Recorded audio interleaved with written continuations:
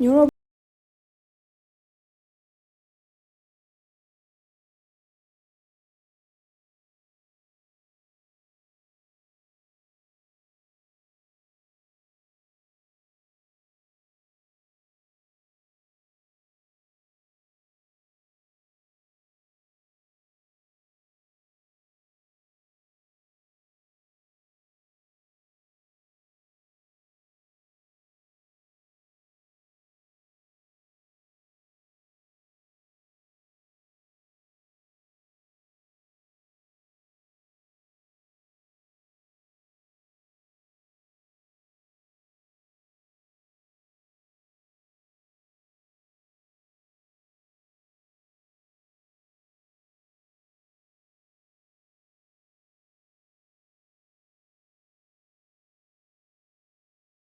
炸成这样了。我早上在绞肉机里面绞的，首先把那个牛肉剁成小块，然后里面放的洋葱一些调料，面也揉好了。现在我们准备做了牛肉汤包的话，我们这边也算是一个特色的美食。以前的话，大部分做的都是牛肉包子，但是现在比较流行做这个牛肉汤包。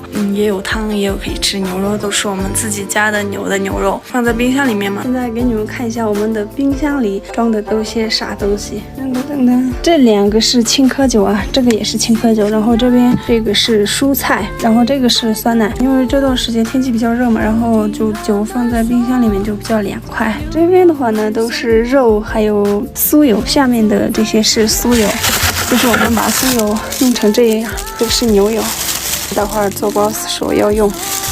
猜猜这个是啥？这个是羊油，然后这个一起放到那个刚刚的肉里面，真好吃。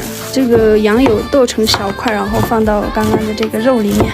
就是菠菜，把这个菠菜弄到那个汤里面，那个汤里面加点菠菜还有萝卜。这些蔬菜是县城里面买的。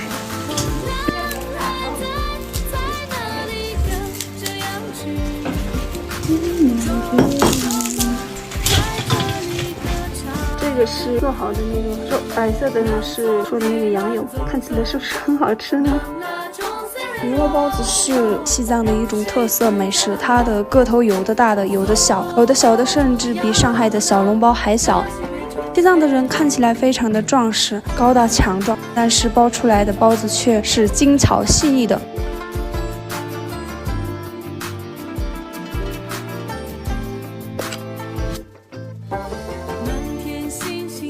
这个做法跟那个包子的做法是一样的。其实西藏的牛肉包子和普通的包子有一个最明显的区别，就是不放味酱。这是土豆，我们自己家种的那种土豆，早上把它煮了，在高压锅里面煮的，好烫呀！然后把这个皮给剥掉，然后待会儿炒一下就特别的好吃。它是不切的，然后剥皮完了之后直接就炒了，算是我们这边日常的一个零食吧。到底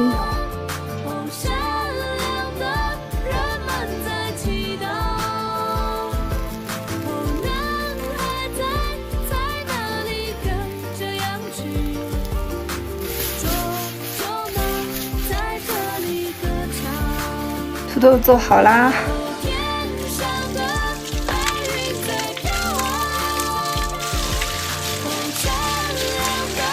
西藏的牛肉包子的味道主要突出食材本身的味道。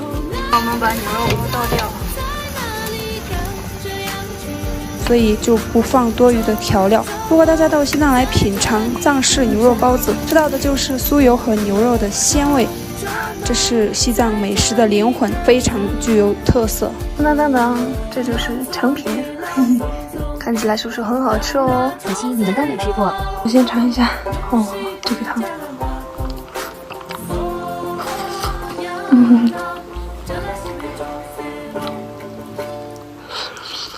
所以在我们这边的话，就是我们的消费水平是比较低的，除了一些水果之外，大部分都是自己家里种的，要么是自己家里做的。然后这个消费的话，比起城市的话就比较低。卓玛每次在家的时候都不用花1分钱，然后在家的时候都是特别的舒服。比起蒸的那种包子，我更喜欢吃这种有汤的，这个里面的牛肉的味道就融入进去了这个汤里面，边吃这个包子边喝汤就特别的好吃。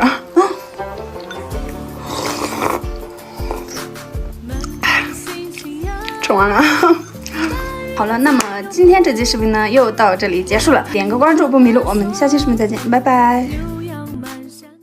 那你重庆跟这里你更喜欢哪个？对于这里的感情是更深一些的。对。那你还是挺喜欢西藏的，想要留在这里对不对？我很喜欢西藏，就是很喜欢林芝这个地方，可能还想在这里安家落户，是这样的。重庆人对西藏有一种似模样的感情呢。Hello， 理解我们三个卓明，亲爱的家人朋友们，大家好，我是你们的好朋友藏族姑娘卓玛，感谢大家的支持。今天呢，我邀请了一位朋友，他来自重庆，他已经待在西藏几十年了。今天呢，想和他聊一下他对于西藏的感受。现在呢，他已经到了，给大家自我介绍一下。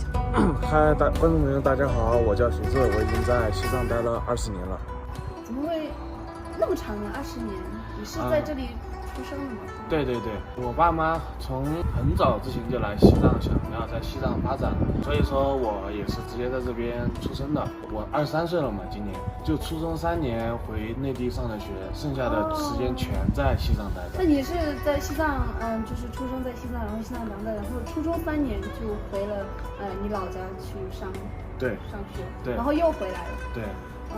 除了那3年以外，其他时间全部都在西藏。对。那你是想一直留在这里发展吗？还是想回去？目前想的反正就是一直在西藏发展吧，因为从小在这边上学，认识的人在西藏就是都在西藏，所以说想要在这边发展的话，可能会更方便一些。那你重庆跟这里你更喜欢哪个？如果说实话，主要是重庆我也没待多久，对于这里的感情是更深一些的。对。那你还是挺喜欢西藏的，想要留在这里对不对？不是说挺喜欢，我很喜欢西藏，甚至就是很喜欢林芝这个地方。我觉得可能是因为生活习惯了吧，像气候呀、环境呀这些，我都觉得待着很舒服，甚至不是说是发展了，还想在这里安家落户，是这样的。那你说想要在西藏发展，就是在这里工作，那你打算在这里工作什么呢？或者是有什么梦想呢？在西藏，其实很多人会选择来西藏发展，就是因为在西藏工资会比大部分地方会高一些，对。虽然可能就是消费也会高一些，但是在这边能存住钱，存下来钱的话会多一些，对，省吃俭用。